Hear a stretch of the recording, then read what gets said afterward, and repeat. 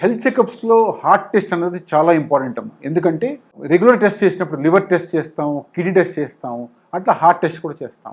చాలా హెల్త్ చెకప్స్‌లో 2డీకో ఉంటుంది, treadmill test ఉంటుంది.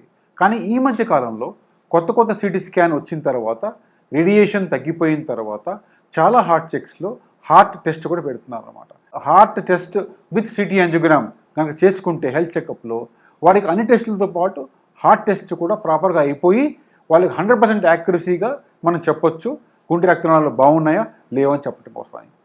ఇప్పటిదాకా అంటే ఈ రోజు వరకు కూడా any single non invasive test అంటే యాంజియోగ్రామ్ అంటే మామూలుగా క్యాత్ ల్యాబ్లో యాంజియోగ్రామ్ నరం కోసి చేసే యాంజియోగ్రామ్ తప్ప నాన్ ఇన్వేజివ్ టెస్ట్లు అంటారు. అంటే ట్రెడ్మిల్ కానీ 2డీకో కానీ ఈసీజీ కానీ చేసుకుంటే among all these test city angiogram test ఒక్కదానికే యాక్యురసీ చాలా హైగా ఉందన్నమాట.